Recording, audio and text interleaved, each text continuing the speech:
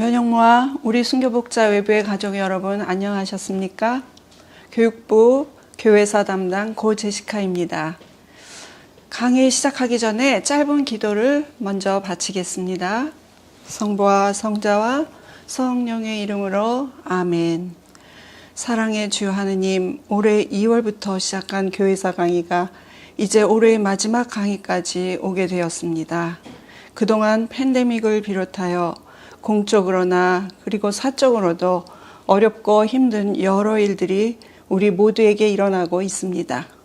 이 고난의 시기에 저희가 휩쓸려 휘청거리지 않도록 붙잡아 주시는 분이 하느님 당신뿐임을 우리의 순교자들의 삶을 통하여 절실히 느끼고 있습니다. 주님, 저희에게 당신의 존재를 깨닫게 하심에 감사드리며 저희를 불쌍히 여기시어 자비를 베풀어 주소서. 순교 선열들이여 저희를 위하여 빌어 주소서. 이 모든 말씀 우리 주 예수 그리스도를 통하여 비나이다. 아멘. 성부와 성자와 성령의 이름으로 아멘. 자, 지난 시간에는 주님의 일에 열과 성을 다하시고 성모신심이 깊으셨던 주님의 양들을 사랑하셨던 조선인 최초의 목자 김대건 안드레아 신부님에 대하여 알아보았습니다. 오늘은 성 다빌리 안토니오 신부님에 대해 이야기를 해보겠습니다. 지난 시간에 그 다빌리 신부님 이야기가 잠깐 스치듯 몇 번 지나갔었어요. 그거는 김대건 안드레아 신부님의 사제 서품식에서 복사를 서신 분이 이 다빌리 신부님이셨죠. 또 김대건 신부님이 작은 목선 라파에오를 타고 상해에 있는 페레올 주교님을 모시고 돌아올 때 같이 오신 분이 다빌리 신부님이십니다. 이분이 조선 대목구 제5대 주교님이 되시죠. 다빌리 신부님의 그 출생과 성장에 대해 살펴보겠습니다. 다빌리 안토니오 주교님은 1818년 3월 16일 프랑스 아미엥에서 태어나셨어요. 그의 집안은 아미엥에서 부유하고 정치적으로도 아주 유력한 집안이었는데 이보다 더 중요한 것은 백성들을 위하여 봉사하고 또 물질적인 어려움도 기꺼이 함께하는 가톨릭 정신이 투철한 사업가 집안으로서 독실한 천주교 명문가였습니다. 다빌리 신부는 14남매 중 셋째이면서 장남이었어요. 어린 다빌리는 장난기가 많고 화도 잘 내는 개구장이었죠. 성격이 강하면서 귀여워서 사람들의 많은 사랑을 받으며 컸습니다. 9살 때 예수회에서 운영하는 블라몽 소신학교에 입학했으나 예수회 학교 폐쇄령이 내려짐으로써 생 리키의 소신학교로 전학을 갑니다. 소신학교 졸업 후에는 파리 외방의 파리 교회에 있는 이시 신학교에 입학, 철학을 공부하였고요. 파리의 생 슐피스 신학교로 진학해서 5년간 신학을 배우고 1841년 12월 18일 23세로 사제 서품을 받습니다. 그는 소신학교 시절부터 성소를 강하게 느끼기 시작했어요. 그래서 자신의 성격을 절제하는 노력을 많이 하였다고 합니다. 14남매 중에서 신부 2명과 수녀 3명을 배출할 정도로 집안이 깊은 신심에 있는 그런 가정이었고 화목했어요. 이러한 가문에서 훌륭한 부모와 조부의 사랑을 듬뿍 받고 자란 다빌리는 부모와 형제들의 지극한 사랑과 기도 속에서 사제가 된 것이죠. 처음엔 예수회에 들어가고자 했던 그가 건강 때문에 입회를 할 수가 없었어요. 그리고 생 슐피스 신학교에서도 1년간 휴학을 할 정도로 건강이 별로 안 좋았답니다. 사제 서품 후에는 르와예 본당의 보좌 신부로 한 20개월 동안 사목 활동을 한 다빌리 신부는 1843년 파리 외방 선교회에 입회합니다. 그리고 그 이듬해 극동 선교사로 임명을 받죠. 1844년 2월 프랑스를 출발해서 8월 말에 외방선교회의 마카오 대표부에 도착합니다. 여기서 그는 1845년 7월 마카오 대표부를 방문한 제3대 조선 대목구장 페레올 주교의 간청을 받게 되어 그래서 조선 선교를 지원하게 됩니다. 자, 그러면 이제 그 조선에 들어가게 된 그 다빌리 신부님에 대해서 좀 더 알아보겠습니다. 자, 이제 1845년 8월 31일 김대건 신부와 그 일행 그리고 페레올 주교를 모시고 다빌리 신부는 김대건 신부의 그 작은 목선 라파에오를 타고 조선으로 항해를 시작하게 됩니다. 이 이야기는 지난 시간에 김대건 신부님 이야기를 하면서 우리가 좀 들었었죠. 그래서 여러분도 잘 아시다시피 폭풍우 속에 배가 제주도에 표착하게 되죠. 그리고 또 거기서 다시 또 출항해서 그런 우여곡절을 끝에 마침내 1845년 10월 12일 충청도 강경 포구에서 조금 떨어진 곳 현재의 전북 외산, 익산, 전북 익산, 금강변의 나바이 성지, 지금의 화산 성당이라고 그러네요. 나바이 성지 교우촌에 당도하게 됩니다. 주님에 대한 순명과 사랑으로 단련된 상태에서 전교를 열망하여 조선에 들어온 다빌리 신부는 천만다행으로 1846년에 있었던 병어박해를 피해서 철종 때의 그 관대한 그 카톨릭에 대한 관대한 정책으로 박해가 적은 기간 동안 살아남아 장장 21년이라는 오랜 시간 동안 천주교회, 조선 천주교회의 초석을 다지게 되는 것입니다. 조선 신자들 사이에서 안돈이라고 불린 다빌리 신부는 지방 교우촌에 내려가 조선어를 공부하면서 사목 활동에 착수하였는데 교구장인 페레올 주교를 보필하여 흩어져 있는 공소를 순회하며 성물을 집행하고 로사리오회, 성의회, 성모 신심회 등의 신심회를 조직하였습니다. 그러나 그는 1847년부터 중병에 걸려 오랫동안 병고에 시달리기도 합니다. 극심한 위장병, 오른쪽 무릎의 류머티즘, 그리고 눈의 통증, 이러한 그 병고는 조선에서 순교하는 날까지 투병을 계속하게 됩니다. 1850년에는 중병이 들어서 최양업 신부로부터 병자 성사까지 받았다가 건강을 다시 회복한 적도 있었고요. 그럼에도 불구하고 다빌리 신부는 조선 말에 아주 능통해서 조선에 들어온 지 9년이 지난 1854년 당시 군수까지 지낸 한 유명한 선비를 찾아갔어요. 그래서 조선 말에 대해 토의하고 한불자전의 편찬을 시작합니다. 그리고 그 한불자전의 원고가 거의 완성 단계에 이른 1863년 화재가 일어나죠. 그래서 10여 년에 걸쳐 만든 이 귀중한 원고가 그만 불타버렸어요. 이때 타다남은 원고를 토대로 제6대 조선 대목구장인 리델 주교가 중국에 머물고 있던 교우 김 프란치스코, 최지역 요한, 권다두의 협조를 얻어서 최초의 한불자전의 원고를 마무리합니다. 그래서 1880년 일본 요코하마에서 역사적인 출판을 보게 되죠. 다빌리 신부는 또 교리책을 발행하여 당시 조선 교우들에게는 정말로 난해한 천주교의 교리를 이해시키는데 심혈을 기울였습니다.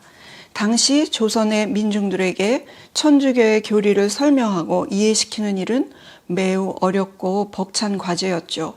또한 그는 우리나라의 역사서인 동국역대를 번역하였고 12단과 교리문답 등을 만들어서 신자는 물론 외인들에게도 나눠줌으로써 양만들을 위시하여 많은 외인들이 천주교에 입교하는 계기를 만들었습니다.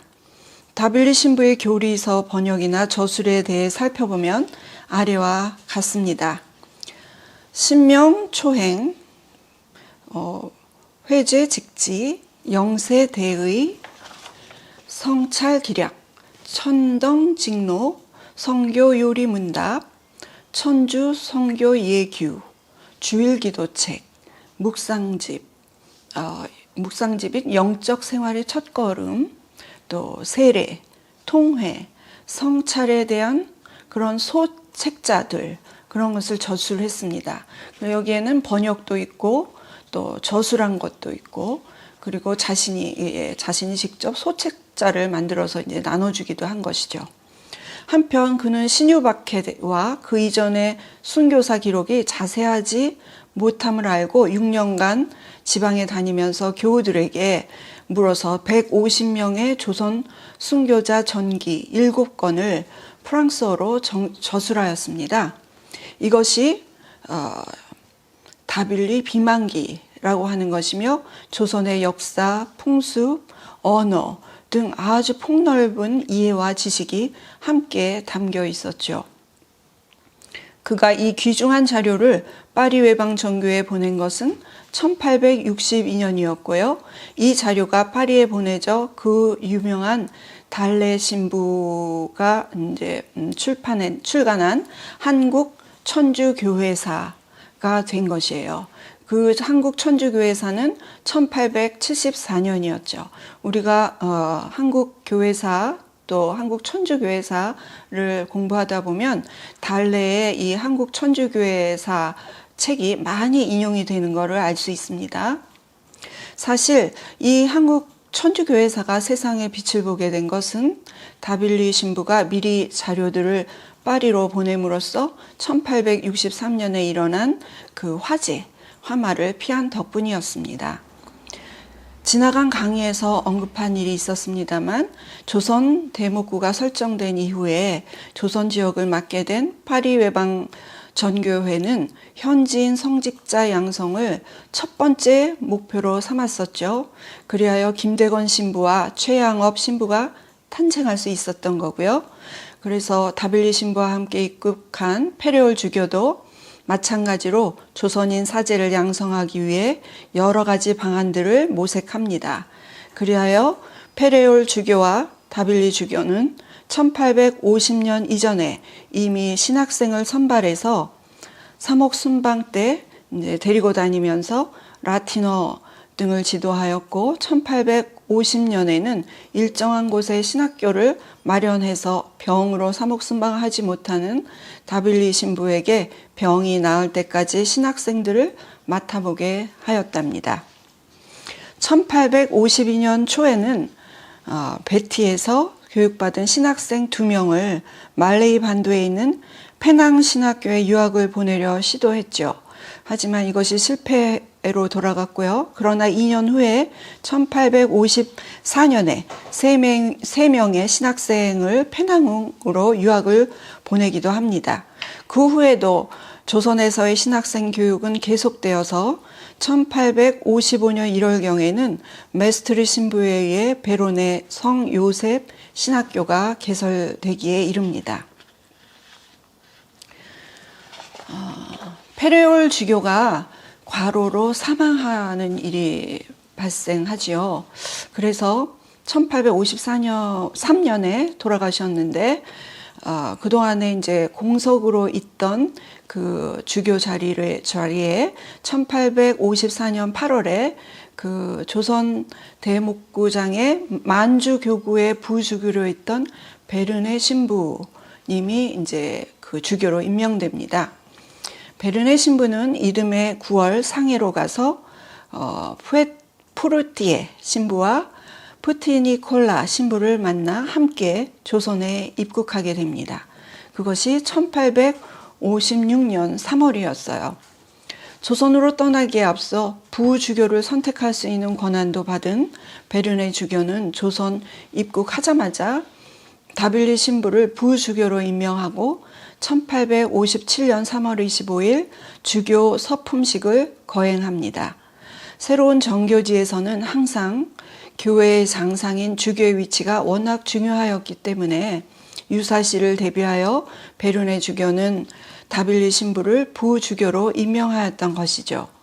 항상 겸양하는 다빌리 신부는 자신이 부족하다고 느끼고 부주교의 적임이 아니라 계속 아니라고 하면서 계속 사용하지요. 베르네 주교는 다빌리 신부의 재질과 덕성이 뛰어남을 익히 알고 있었기에 다빌리 부주교 임명을 포기하지 않았습니다. 박해의 긴장 속에서 베르네 주교의 집에서 주교의 집전으로 메스트르 신부와 푸트니콜라 신부, 최항엽 신부, 서울의 정교회장, 그리고 교우 몇 사람만이 참석한 그야말로 비밀리에 열린 부주교 서품식이었습니다. 주교 서품식 이튿날 조선교회 최초의 시노드가 개최됩니다. 이 시노드라 함은 성직자 회의를 말하는 거죠. 그래서 3일간 이어졌던 이 회의에서 선교사들의 행동 규칙과 활동 계획이 수립되었고 신자들의 신앙 생활에 대한 지침과 영해회 규정 등이 논의되었습니다. 여기서 영해회라는 것은 그동안 세워졌던 많은 어떤 작은 단체, 신앙 단체 중에 하나인데요. 버려진 아이를 거두어서 신자들의 집에 맡겨 양육하는 사업을 시작하셨었어요. 그래서 이 영해회 규정 등이 이제 논의된 거죠. 그 결과 베르네 신부를 베르네 장 신부라고 했었죠. 그래서 장주교 윤씨 제우서라는 이름으로 이제 반포합니다.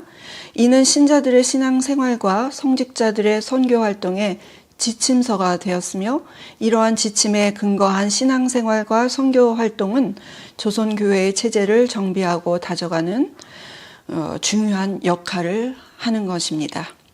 이렇듯 천주교회는 단순한 정교뿐 아니라 조선어 연구와 저술 그리고 서양의 근대적인 사회복지 사업까지 조선에 도입하여 조선의 근대화에 단초를 제공하였던 것이죠.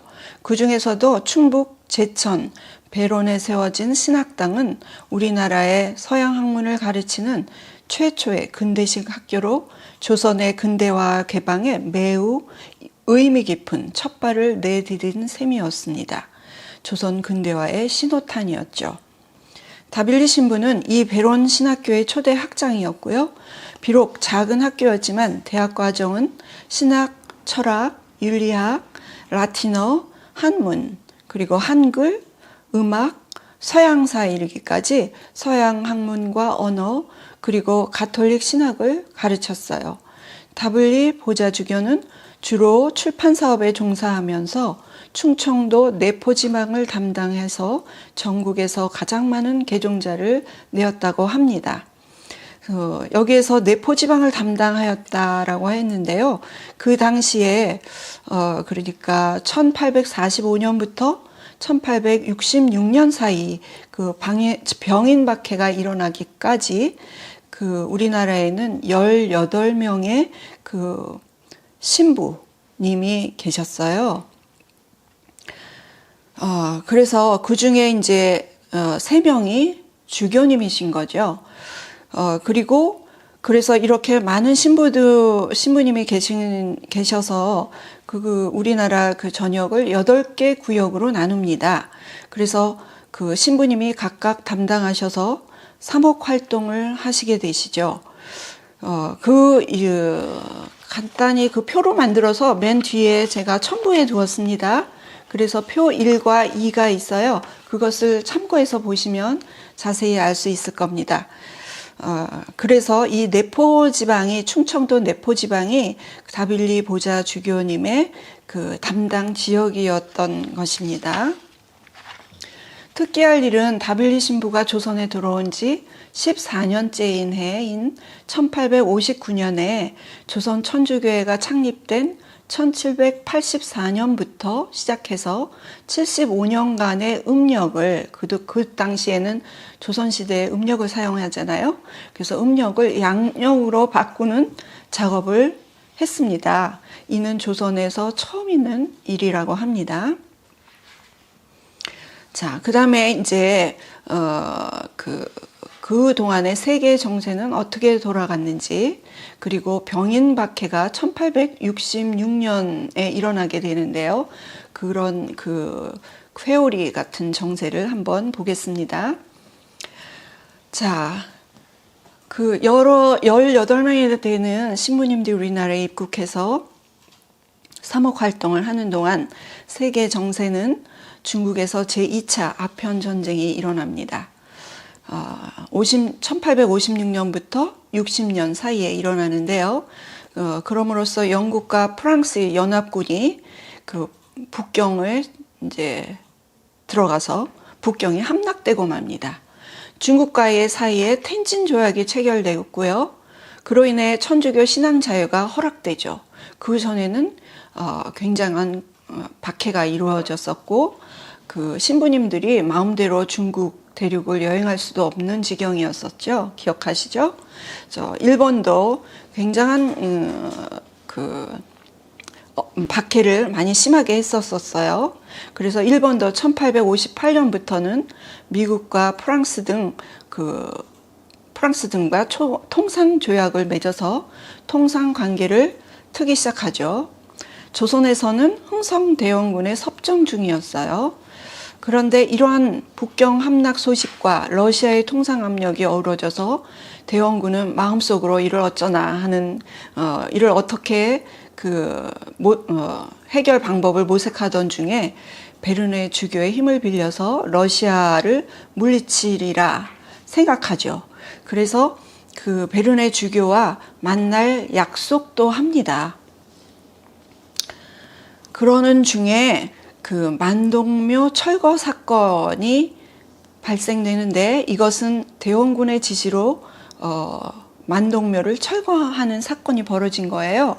만동묘라는 것은 명나라 신종 황제를 모시는 사당인데, 저희가 지금 와서 그때 당시를 보면 그걸 철거한 게 무슨 큰 사건이겠냐 싶지만, 그때 당시에 유생들의 반발이 이만저만이 아니었습니다. 그런 와중에 이제 대원군은 유생들이 말을 들어줌으로써 그러한 큰 세력의 힘을 자기가 등에 업을 수 있겠다 하는 그런 생각을 하게 되면서 그 베르네 주교와의 약속을 취소시켜 버립니다. 그러면서 대원군의 마음이 이제 천주교와 멀어지게 되고 오히려 박해로 이어지게 되는 겁니다. 그래서 병인박해가 일어나죠. 그리고 고종 2년에 닥친 흉년이 있었는데, 그거에 이어서 경복궁 복원 사업을 했잖아요, 대원군이. 그래서 원납전이라는 그 일종의 세금을 아주 무리하게 걷어들이게 되죠. 그래서 흉년에 원납전에 그리고 백성들의 그 원성이 아주 높아졌어요. 그래서 이러한 원성을 잠재우고 동시에 천주 교도들을 잡아들임으로써 그들로부터 그 재산을 몰수하게 되잖아요. 그래서 이제 더 많은 돈을 염출할 수 있는 계기로 삼았다고 볼 수도 있습니다. 병인박해는 외국의 조선 진출, 권력 투쟁과 당파 간의 이해관계가 서로 얽혀서 대원군과 조대왕 대비를 중심으로 하는 원임 대신들 간의 권력 암투 등의 결과로 볼 수도 있겠습니다. 21년이라는 오랜 기간 조선에서 정교에 힘쓰던 다빌리 주교는 제4대 대목구장인 베르네 주교가 순교하자 주교 자동 승계권에 따라 제5대 조선 대목구장 주교가 됩니다. 그리고 프리티의 신부와 프티니콜라 신부가 세남터에서 처형된 바로 그날 다빌리 주교가 체포되는데요. 다빌리 주교는 브루티니에르 신부의 쪽지를 받고 베르네 주교가 잡힌 줄을 알고 있었어요. 그는 즉시 페롱 신부와 리델 신부에게 천주께서 주시는 영감에 따르시오라는 메시지를 보내고 신자 벳사공에게 편지를 주어서 북경의 주교에게 그 편지가 전해지도록 지시합니다. 다빌리 주교는 오메트르 신부와 밤에 배를 타고 탈출을 시도해 보았어요. 그렇지만 역풍으로 실패하고 맙니다. 그리고 다시 돌아와 나무더미 속에 숨었으나 들이닥친 포졸들에게 발각되고 맙니다. 주교는 깜짝 놀라는 포졸에게 태연하게 무서워 마라, 누구를 찾느냐, 나는 서양 사람이다 하고 말하면서 순순히 나왔어요. 포졸들은 체포된 주교를 묵지도 않고 방에 감금하였다고 합니다. 주교의 복사인 황석두 루카, 신학생인 박필립보, 송 니콜라오 회장, 그리고 위행신부의 복사도 같이 잡혔지요. 주교는 죄 없는 조선인들을 모두 풀어달라고 포졸들에게 청하였고 그 포졸이 모두를 풀어주었는데 황석두 루카 주교의 복사였죠. 는 나의 스승이며 어버이 같은 주교를 죽을 때까지 따라가겠다 라고 하며 사형장까지 따라가 사형되고 마는데 그의 나이 52세였다 합니다. 포도청에 갇힌 주교는 조선말을 조선 사람들보다 더 잘해서 여러 차례 천주교에 관하여 설명도 하였는데 그 대가로 더 가혹한 형벌을 받았죠. 3명의 성직자 다빌리 주교, 오메트르 신부, 위행 신부와 2명의 전교회장 황석두 루카와 장주기 요셉. 장주기 요셉 이분은 그 베론 신학교의 신학교의 집을 기부한 집 주인이었어요. 그 장주기 요셉과 그 아주 다 같이 가혹한 형벌로 다리가 상했죠. 그래서 그 유지와 배를 감고 머리에는 누런 고가를 쓰고는 붉은 포승을 어깨에 걸친 후 말을 타고 충남 보령 수용으로 이제 떠났는데 중간에 충청도 아산군 동청리에 있는 오성바위에 잠시 쉬었습니다. 오성바위라는 그 바위는 이름은 나중에 붙여진 이름인데요. 그때 이제 잠시나마 포승을 풀고 중간에 그 막걸리로 목을 축이고 서로 격려도 하고 기도도 하면서 그 성가도 불렀다고 합니다. 이 바위는 한때 복자바위라 불렸으나 복자들이 모두 성인이 되니 1984년부터는 오성바위, 즉 5성인의 바위라 불리며 지금은 옮겨져서 서울 절두산 순교자 기념성당 정원에 있다고 합니다. 포졸들은 1866년 3월 29일 오천항 바닷가 현재의 갈매못 성지에 도착하였고 9명의 포수꾼이 집중하여 섰고 200명의 군인들이 주위를 둘러쌌습니다. 주교는 죽음을 앞에 두고 하느님께 주께서 주신 은혜 입어 오늘 새로운 생명을 얻는 날 구원을 주신 당신 앞에 정성되이 바치나이다. 새 생명 환히 넘치는 영광된 이날에 하늘에 계신 아버지 찬미와 감사를 받으소서 라고 기도하고 옆에서 죽음을 기다리고 있는 오메트르 신부와 위행 신부에게 신부님들 영원한 세상에서 다시 만나시다 하고 마지막 인사를 하고 황석두와 장주기 회장에게는 따뜻한 미소로 하직 인사를 하였습니다. 망나니가 칼을 들어 주교의 목을 쳤으나 반쯤만 목이 잘려 아직 숨이 붙어있는 상태에서 받을 품삯을 정하지 않았다는 이유로 관장에게 가서 받을 품삯을 약속받기 위해 10여 분간 합의를 보고 다시 와서 칼을 치니 2번째 칼에 목이 떨어졌다 합니다. 때는 1866년 3월 30일 주교의 나이 48세였습니다.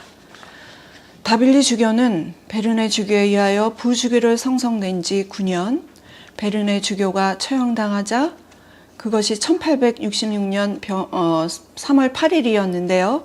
자동 승계권에 의해 다시 5대 대목구장이 된 지 22일 만에 순교의 길을 가셨습니다.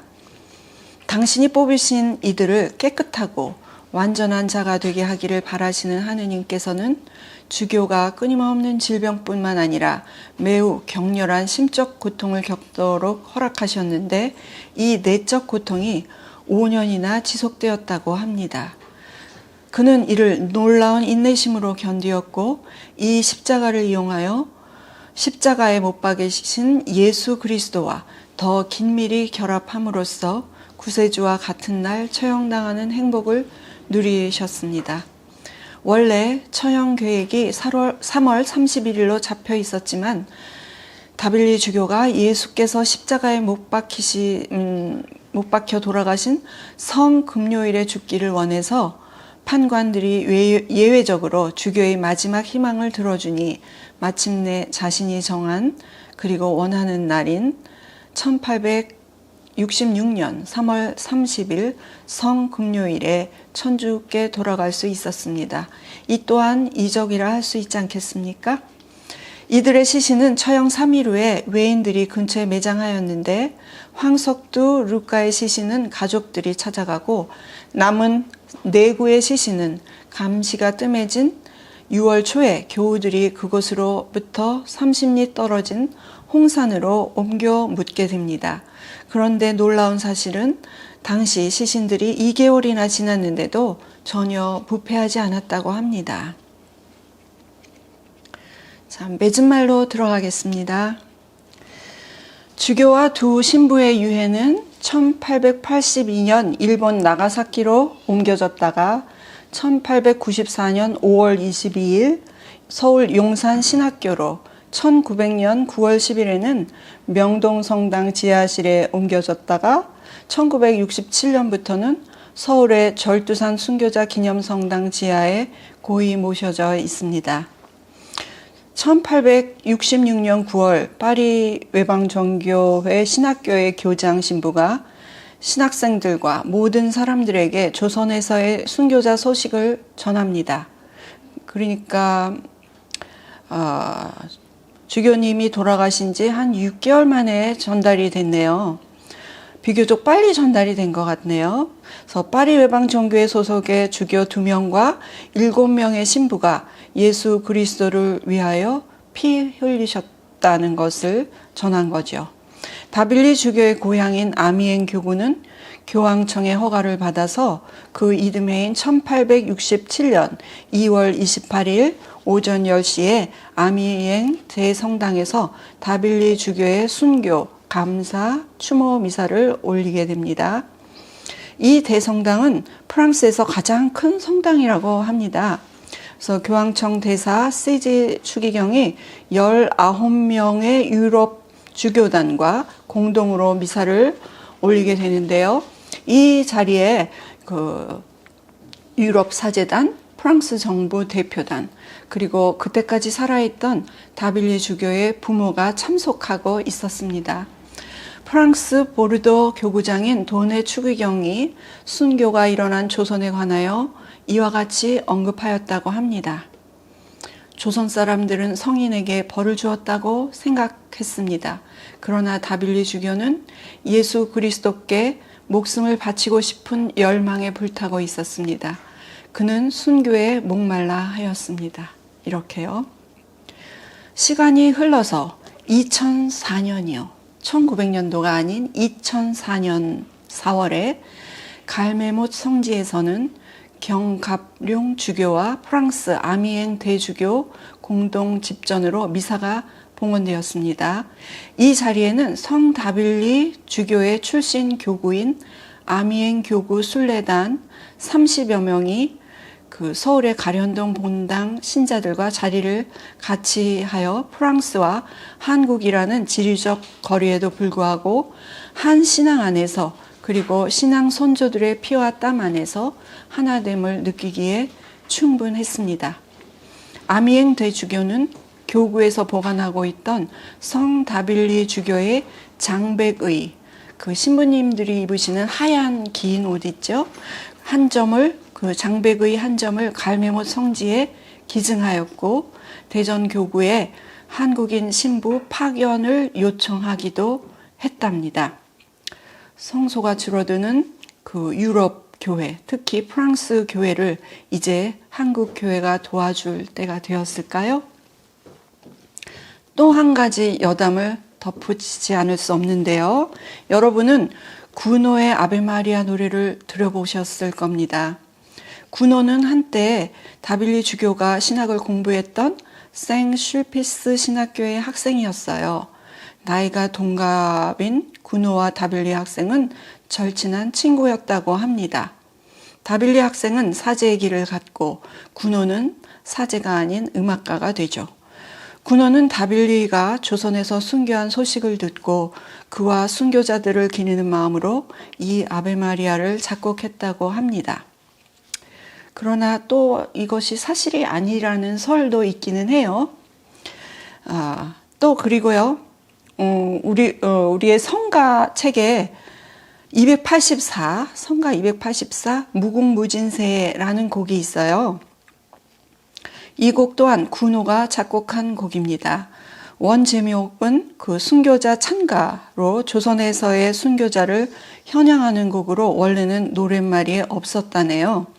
나중에 한국 천주교회사를 집필한 달래 신부가 노랫말을 붙이기도 했고요.